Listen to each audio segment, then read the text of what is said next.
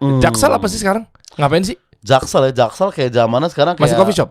Enggak, coffee shop udah jarang, bar juga jarang. Sekarang lebih banyak ini sih, kantor psikiater kayaknya kan. Itu bercanda itu, bukan.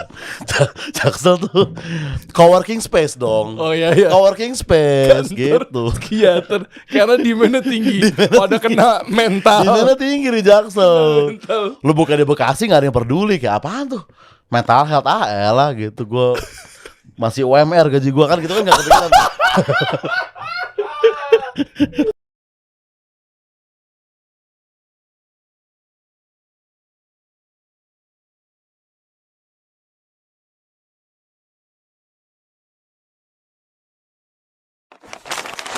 Gen Z mengacu pada generasi yang lahir kira-kira di antara tahun 1996 hingga tahun 2013. Mereka adalah generasi pertama yang sepenuhnya dibesarkan dengan internet dan smartphone. Gen Z telah tumbuh dengan pengalaman dunia yang sangat berbeda dari generasi sebelumnya. Secara khusus, mereka saling berhubungan secara global dengan beragam orang, dan sebagian besar berkomunikasi melalui teknologi dan media sosial. Generasi ini perlahan mulai menghadapi tantangan dunia nyata dan mengelola stres kehidupan sehari-hari sebagai orang dewasa.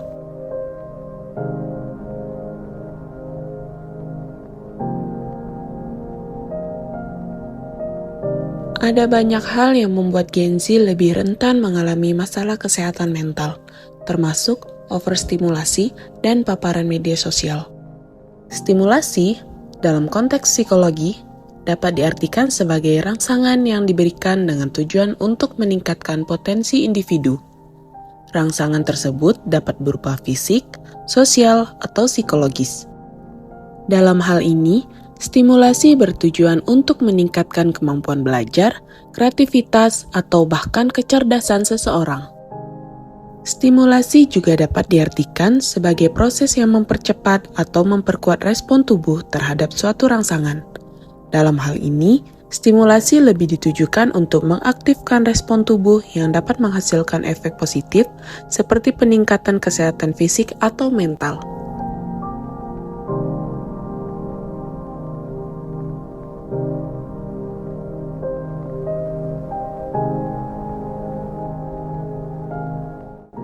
Stimulasi bekerja dengan cara memberikan rangsangan yang memicu respon tubuh atau pikiran. Ketika kita diberi rangsangan yang tepat, maka otak akan mengalami aktivitas yang meningkat dan dapat memperkuat koneksi antara neuron-neuron dalam otak. Hal ini dapat meningkatkan kecerdasan, memori, dan kreativitas kita. Selain itu, stimulasi juga dapat memicu produksi hormon-hormon tertentu dalam tubuh, seperti serotonin, dopamin, atau endorfin. Hormon-hormon tersebut dapat memberikan efek positif pada kesehatan mental dan fisik kita, seperti meningkatkan mood, mengurangi stres, atau bahkan meningkatkan daya tahan tubuh. Maka dari itu, overstimulasi menyebabkan respon berlebihan terhadap suatu rangsangan, sehingga otak mengalami aktivitas yang tidak semestinya yang diterima oleh anak remaja.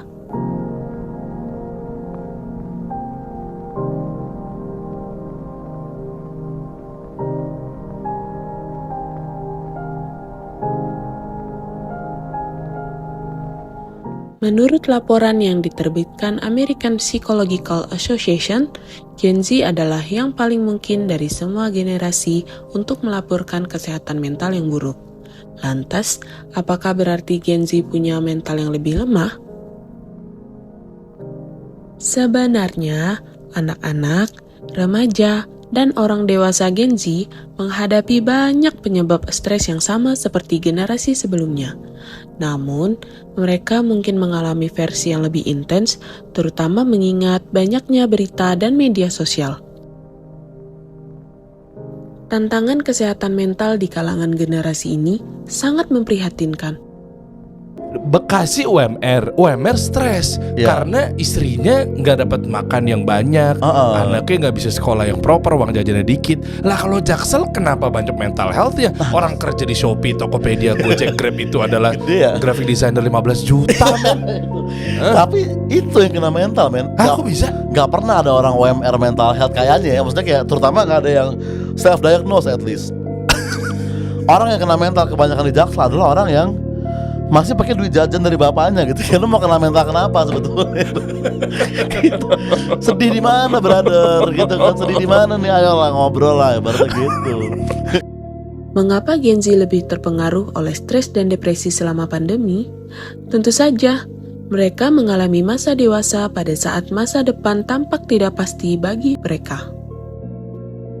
Sementara, generasi yang lebih tua mungkin memiliki lebih banyak perspektif dan pengalaman yang memungkinkan mereka untuk mengatasi perubahan.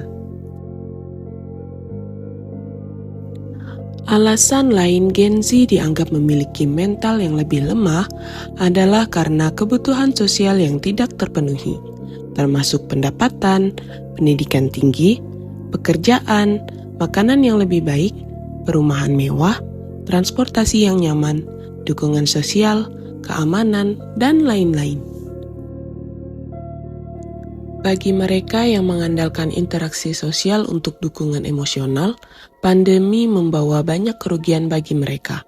Bagi kaum muda, pandemi yang menetapkan batasan telah mengakibatkan pertemuan sosial yang lebih pendek dengan teman-teman yang menyebabkan dampak utama pada kesehatan mental mereka.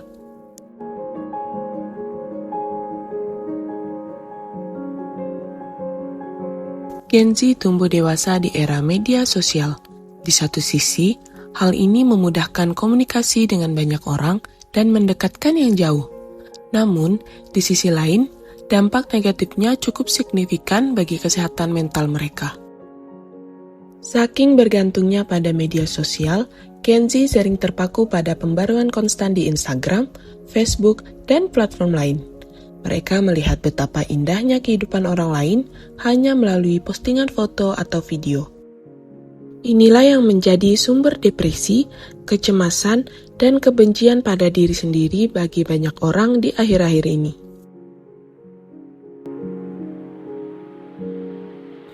Tidak menutup kemungkinan juga bahwasanya anggapan Gen Z punya mental yang lebih lemah adalah karena tingkat kesadaran mereka yang lebih tinggi terhadap kesehatan mental.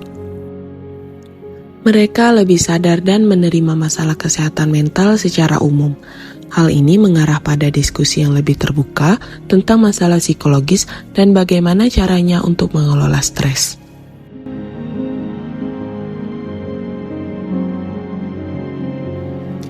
Apa alasannya Gen Z lebih terbuka tentang kesehatan mental mereka?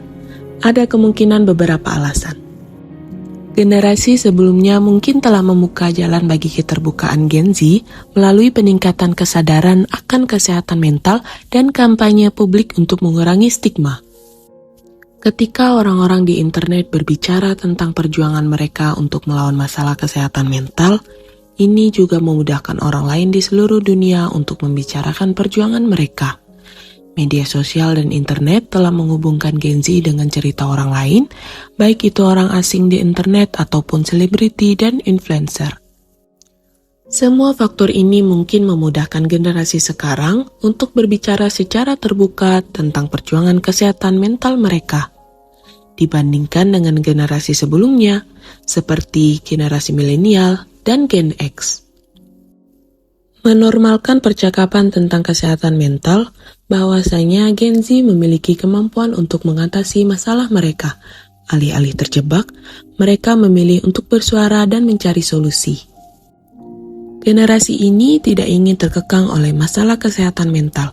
Sebaliknya, mereka ingin mendapatkan perawatan agar mereka memiliki kesehatan mental yang baik untuk melakukan hal-hal yang ingin mereka lakukan dalam hidup.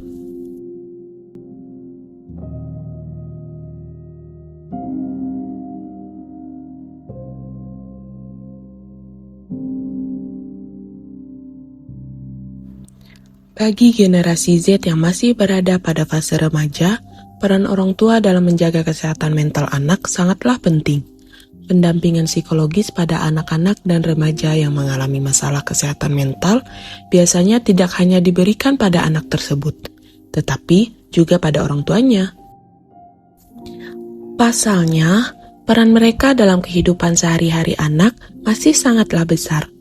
Orang tua perlu dibekali dengan pengetahuan dan keterampilan bagaimana mendampingi anak-anak atau remaja pada masa-masa sulitnya. Orang tua juga harus mengetahui bagaimana cara parenting yang tepat agar tumbuh kembang anaknya lebih optimal. Sementara itu, bagi Gen Z yang sudah berada pada masa awal dewasa, wajar jika peran orang tua tidak sebesar pada diri remaja. Sebagai individu dewasa awal, diharapkan generasi Z ini sudah lebih mandiri serta mampu mengatasi permasalahannya sendiri,